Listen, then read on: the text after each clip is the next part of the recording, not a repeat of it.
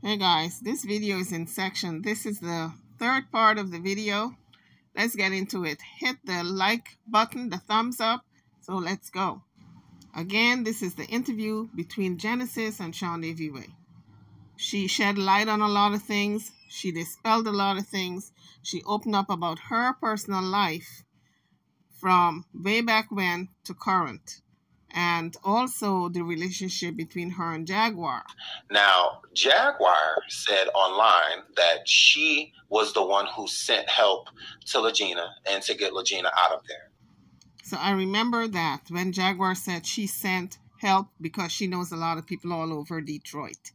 And she instructed her people to go get Legina. Come to find out, it was Genesis people. It wasn't Jaguar's people who went to get Legina. Genesis, in this video, said that the person she sent lived 10 minutes away from Legina at the time. So that guy went and got Legina. It was Jaguar's friend. So I don't know, Jaguar. You thought this was going to be swept under the rug and it would be a secret forever and ever. Amen. Honey, whatever you do in the dark must come to light. I don't understand why you keep lying. I don't know if any of you remember Jaguar saying that she's got people in Detroit and she dispatched her guy right away to go pick Legina up. Do you guys remember that? The Jaguar was saying, oh, her guy went to pick Legina up because she knows people all over Detroit. So with her going in and out, to the psych ward at times and then to the back and forth to jail, after some of that stuff that went down, Legina came into your life. Now, Jaguar said online that she was the one who sent help to Legina and to get Legina out of there. But come to find out, it was actually you, correct? Yeah, well, I got a call from Jack saying, hey, something happened to Legina. I need you to, somebody, about to get her. The way it sounded was you would think that there was, a task force on their way to come, some kind of mob, I don't know, coming to come get her. You know what I'm saying? I'm like, oh, my God. I'm thinking that there's, people watching her house and sitting outside of her house just waiting for the time to pounce. So I'm like, okay, well, I made a phone call to my friend and, I'm like, well, I need you to go and help this person. Tell her to just run to the car. I'm thinking that these people are about to come get her. The way the story was told to me, I'm thinking this is about to go down. So I said, listen, just run out to the car. He lived 10 minutes from her. So he pulled the car up. She ran out into the car. And then I'm still getting directions on what to do. Okay, well, tell her to take him to the Greyhound station. Okay, so I tell him, take her to the Greyhound station. And I'm like, in the meantime, do you guys have the ticket or what's going on? And she's like, well, we're getting the money for the ticket now. I'm like, okay. So, and then I'm still getting directions on what to do. Okay, well, tell her to take him to the Greyhound station. Okay, so I tell him, take her to the Greyhound station. And I'm like, in the meantime, do you guys have the ticket or what's going on? And she's like, well, we're getting the money for the ticket now. I'm like, okay. So that's when, I guess they were trying to raise the money to get the ticket, this, that, the other. And they sat out there for 4 hours. Finally, he was like, I gotta go. I gotta go. His son was on his way to do had to go to the hospital to do a procedure. And he's like, well, he was doing this a favor for me, and he had a weapon on him. He's driving around the Greyhound thinking that people are following him because that's what we're being told, that this person, got somebody after him, And I'm scared. I'm like, okay, well, did she eat? I'm sending money for them to eat, making sure that they're okay and things like that. And then I guess at the same time, simultaneously, she's raising money with you guys, and then to pay the guy for driving her there and getting her there, And so I'm sending money to make sure that she eats. People are sending money to get her on the Greyhound to get to Dallas because whatever's going on in Detroit it's about to go down, And so you actually made the phone call to get Legina out of there, but you did it because you were told that it was dire. Her life was in danger and she needed to get out of there. So you called up one of your friends because you are well known within the Detroit area. Sean Davy Way is laying it out. He's leaving no stone unturned. And I don't know if he and Jaguar are going to be friends after this. But like he said in part of the video, that he's not biased, it's just an interview. So he's doing his due diligence. He's not picking any sides. He's just doing an interview with Genesis. But since Genesis and Jaguar are enemies, I don't know if she's going to look at it that way. She might stop giving Sean Ivey interviews after she sees this particular video. But we'll see in the future, because she's such a ham for the camera and wants to jump on everybody's platform. I'm sure she's going to forgive him for not being loyal to her and interviewing her enemy. You are well known within the Detroit area, and you had your friend go and pick Legina up, and he treated it as, she's in danger. So he was very, skeptical, drawn out, watching everything, walking past, driving past, anything like that. Very nervous. And he ended up sitting there for 4 hours waiting because Jaguar was still raising the money to get Legina a bus ticket from the location that he brought Legina to. And in the process of him bringing Legina to said spot, you were sending him money on the road so that he and Legina could eat, correct? Yeah, and sending money into I think I sent about $20 to raise the money to get the Greyhound, and then I also sent about $60 to go to her to take, because they've been sitting out there. It's like snowing in Detroit at this point, you know what I'm saying? So they're out in the cold snow, you know what I'm saying? And so I'm like, okay, well, rather than just sit there, why don't you, I don't know what's going on with this ticket, go get something to eat, And so I sent the money for that. So, like you said, you didn't know what was going on with the ticket, but with the money that was raised, she did end up paying your friend that brought Legina there, and she also did use that money to buy Legina a Greyhound ticket. Yeah, yes. Okay, so she did actually use the money well that was given to her, because she did pay your friend for bringing Legina, and she also bought Legina the Greyhound ticket. Yes. Okay. So when Legina comes down and gets down there and whatnot, what was going on? Like what information were you getting, because you were interacting with these same set people? I really, after she got here, that was the last I really heard from it until, I wasn't really involved at that point. Mm-hmm. After that, once she got here, that was all she wrote for me, So after Legina came, Genesis is saying pretty much she washed her hand of the whole situation. So, because there was a live that Jaguar did, and this is after Legina comes. So there was a live that Jaguar did, and you and Jaguar kind of had it out in that live. What happened that day? Because that was at your house, correct? And so I was like, you know what? I know you talked to Jaguar. We should probably get in touch with Jaguar, because there was a whole thing about carbonation, and that they had did a whole interview on Bigo and this, that, the other, that when her and other people were doing interviews, that, with Shaka. And so we were all like, okay, well, maybe we should get back in touch with Jaguar. I think Genesis forgot the question. The question was, what happened between her and Jaguar that day? Why the big argument? She started to talk about carbonation and getting in contact with Jaguar, so she forgot the question. Or maybe she was evading the question. She was trying not to answer because she didn't want to divulge certain things. That could be a possibility. That's why she sidestepped that question and went on to a different topic. Maybe she could be able to, be a person, because I know that he toured with her with the OK Player tour, because I know that she was a part of the Roots at one point, and so she toured with them. So I said, well, maybe this would be a cool thing to bring her out to actually do the documentary, And so I got in contact with her to do the documentary, So that was the objective, is to okay, we want to bring some more shine for Ba10. Let's do this documentary. And she was like, yeah, that sounds great. I love Ba10. And honey, when she came, I met her, I had a dinner with her, and I'm like, she's reminiscing about Ba10 and this, that, the other. I told her what happened, because she didn't even know the background of what happened, you know. So once she found that out, then found out that Shaka was involved, she wanted to come to my house and meet Shaka again, reunite with Shaka. And that's where the video came where she was singing to them, and she went live and, hey, I'm here with Shaka and this, that, the other. And so, you know, because Shaka had been, we're working on some things together. We have the Zulu Vision Network that we're working on, and we have like some other businesses, Refund Slayer. So we're coming together doing business, and we brought her into the fold. Okay, well, we're doing a documentary as well. Let's work together, you know? Right. So that's how she came back into your life, because of the documentary on Aten.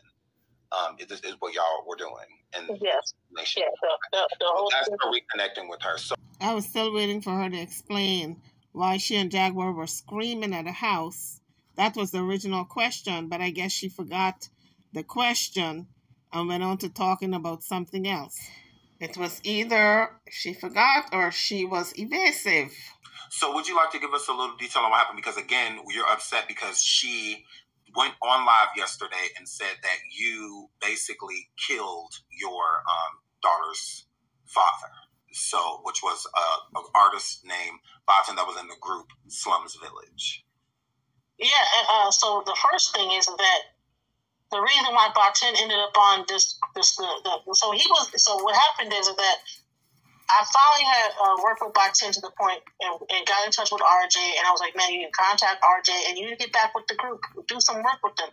You know, because he was doing stuff here and there, doing solo projects, and then people were taking advantage of him. And I'm like, well, why don't you get back with the group? And then I contacted RJ. I had him talk to RJ. And then he ended up going back in the group, getting back in the studio, working on the albums. You know what I'm saying? And then they ended up going on tour, on the Rock the Bells tour. So one of the stops that he was supposed to go to was supposed to be for Toronto. But he couldn't get into Canada, so he ended up back at his mother's house. And that picture you showed initially of him sitting with his daughter, did you bring that picture up? Yes. This one? Oops, sorry. This one. Yeah. That was the day his whole family had came into town from Mississippi and Florida, and I brought Aura over there, and I left. You know what I'm saying? I left. We weren't together at that time. But we were still friends. You know what I'm saying? We still loved each other, but we were still friends, I brought our Aura over to see him and, see the grandma. The grandma kept Aura, like she loved Aura. She still loves Aura, and so I brought her over there to see her father because he was back from tour. And that's him counting 1, 2, 3, 1, 2, 3, 1, 2, 3, Mm-hmm. And so I took the picture, we danced, me and Baten danced and stuff. I know him as Titus. I don't know him as Baten. I'm just saying Baten just for reference. But me and him danced, and the mother was like, girl, whatever. And then I was like, okay, I'm about to go. I went ahead and left. And so that night, his cousin, I guess he asked his cousin to drop him off around the corner. This is what I was told, and that wherever he dropped him off, the next day I got a phone call from his sister Tina. May she rest in peace. She passed away not too long, like a few years back, and she was like, "Baten's gone," and I was like, "What? What?" And so they found him face down in front of the house that he got dropped off at. He was face down on the ground in the outside. And all the blood had rushed to the front of his face. I guess he had been out there for some time, and his eyes were like, red or black with blood or whatever. So he was face down, and all the blood pooled to the face area, the abdomen, because he was down. That is called levator mortis, also known as postmortem lividity or postmortem hypostasis, and it refers to the pooling of the blood in the lower portion or dependent part of the body after death. If you're laying on your side, the blood is going to pool to the side. If you're laying on your back, it's going to pool on the back. So he was laying on his abdomen, face down. So all the blood pooled to his eyes and his abdomen, legs, etc. So in the eye area, it may look either black or a dark purple. The skin may look purple also, or black in some areas, depending on how long the person was laying in that dependent spot of the body. That information was pulled up on Google. And so they found him face down like that. So I'm not sure how long he had been sitting out there where everybody in the house was gone and he was outside laying. Yeah. So, and Jaguar blamed you for that. Right. Correct. And that had nothing to do with that. It's just that he had been abusing drugs for some time, and it just so happened to be the last time he used, and he ended up ODing, is what happened.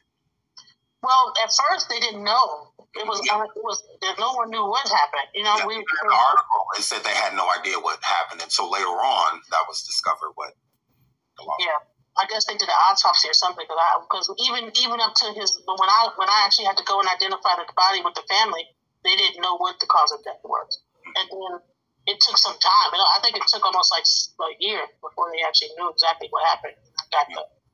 I read somewhere that that's what it was finally considered to be. Absolutely. So, somebody had beat him up and threw him outside, or what? You know. What happened to him, and then later on you found out, because at first people felt that it may have something sinister may have happened to him due to how he was found. But the only thing that happened 2 days later that she's saying is we went over to their house and nobody was there. Right. We walked up in that house. We were like, we was ready. If anybody was up in the house, we all walked up in there like, who the fuck is over here? You know what I'm saying? But the door was open. We walked right up in there. Nobody was there. Everybody was scattered like a bunch of roaches. So it's not true that he was laying there for 2 days? No, they found him like that next morning at 2 o'clock in the morning. Okay, so that's not true. So, again, I'm sorry that was said, because you don't deserve that. I'm sorry again. And you said that made you very emotional hearing that, because she also said that you made a altar or shrine of him. I practice Lukumi, if anybody knows what that is. And so part of Lukumi is your ancestors, right? So I don't have a shrine to him. I have an altar with all my ancestors on it, and he's just one of on the left-hand side of the male side, and you have the female side, which is my mom and my grandma, great-grandma, my niece that passed away, and on the left-hand side is my nephew, my grandfather, my father, you know what I'm saying? All those, so that's what you do when you practice this religion. We give reverence to the ancestors. We don't believe that when you die, you just die. We believe that it does not die, it just changes form. So we believe our ancestors are still here, so we put altars up to them to give them reverence and to speak to them, So it's not anything like magical or anything like that. You're not a witch. You're not worshiping him or anything like that. It's just a part of what you practice. We respect our ancestors. So, yeah. Absolutely. So now getting to this point, a lot of people don't know that, and I was one of those people, that didn't know that you have been around helping and assisting Jaguar this whole time. So let's drift back to the barbershop incident. You were actually hanging with Jag at that time, correct? Was she not coming back and forth from your house and things like that? Yeah, well, she had came to my house a few times, and what happened one of the times, that's where she met Solar. Solar had came to Dallas and stuff like that to work and things like that. So one of the things he was doing was making music, and so when she came over, they made a song. They were working on music together, and they clicked. She made a song, "Welcome to the Circus," and everything like that. He did the beat. It was pretty cool, And I guess they were going to. Me and Shaka were on our way to Detroit. We had to have a meeting with RJ and Slum and all that stuff because we were putting together the documentary.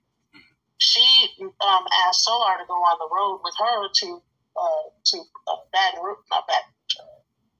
Shreveport, and he agreed. And she was like, everybody was happy, everybody was cool. And so we're like, okay, well, you're going with them, okay, cool. We're about to jump on the plane and go to Detroit. Now, mind you, people, they had just met. They only knew each other like 3 days when Jaguar asked him to go on the road with her and Gerald. That's why Gerald was so ticked off, because he didn't know this young man, and this young man is hamming it up with his wife and getting too friendly. We go to the studio and work and do whatever we're doing. Okay, you're going to Baton Rouge, so okay, you guys cool. Okay, guys, bear in mind that she said they were getting on a plane, she and Shaka, to do their business. Jaguar and Solar were on the road. Listen to what happened next. Me and Shaka were on our way to Detroit. We had to have a meeting with RJ and Slum and all that stuff because we were putting together the documentary. She asked Solar to go on the road with her to Shreveport, and he agreed. And she was like, everybody was happy, everybody was cool. And so we're like, okay, well, you're going with them. Okay, cool. We're about to jump on the plane and go to Detroit. Now, mind you, people, they had just met. They only knew each other like 3 days when Jaguar asked him to go on the road with her and Gerald. That's why Gerald was so ticked off, because he didn't know this young man, and this young man is hamming it up with his wife and getting too friendly. So I'm going to replay that part again, because for those who missed it. Break. They go over there, we go over here. So what happened is that we were in the studio one day and we got a call from Goomba saying, or Gerald at the time, we don't even call him Goomba, we call him Gerald. And Gerald's like, you better tell that nigga to get away from my wife. And before that, I guess Shaka had been on the phone with Solar, and he was saying that things were going wrong, and that Jag and her, they had to come to my house. Now you guys heard it. Him and her had to come to Genesis' house. Now Genesis and Shaka are not there. The house is empty. He was saying that things were going wrong, and that Jag and her, they had to come to my house because Jag needed to lay down. They had to get some rest because something was going wrong. Mm-hmm. And Boom was like, Gerald's like, you better get away from my wife. Tell her. She was getting on a plane. So that tells me the house probably was going to be empty of adults, right? And Solar and Jaguar were getting on the road to Shreveport, Louisiana. So when she got a call, I'm taking this to mean that she's already on that plane. She gets a call from Solar, and he's telling her that Jaguar got a headache and she didn't get a lot of rest and she needs to rest. So she needs to use her place to rest. Bear in mind, folks, this is the time that everybody was saying that she and Solar were sleeping in the car, because she said on her live that she did not sleep at home. She slept in the car because she was afraid to go home because Gerald was violent with her. Come to find out that Solar made that call for her to rest at Genesis while Genesis wasn't there. This is what I'm gathering from this videotape, this part. So if Solar and Jaguar rested at Genesis, and Genesis and Shaka are not there, but Jaguar got out on social media and said she slept in her car for 3 nights with Solar. Was she putting out a false narrative? And if so, for what reason? So Jaguar said she slept in the car for 3 nights. But based on what Genesis is saying, they slept at her house. That's what Genesis is saying. And if they slept at Genesis' house while she was away, and Genesis wasn't there, and Shaka wasn't there, then I have to ask myself a question. What was this married woman doing with this young man alone in Genesis' house for 3 nights? Now, this is all alleged. This is why people were saying maybe something went down between the two of them. And maybe, just maybe, Gerald had a good reason to blow up. And this is why Jaguar was calling her nephew and acted crazy, because maybe he put a good one on her. YouTubers, on that note, I am over and out. Drop your comments. Hit the like button if you like the video. I'll see you guys on the next one. Thank you for watching.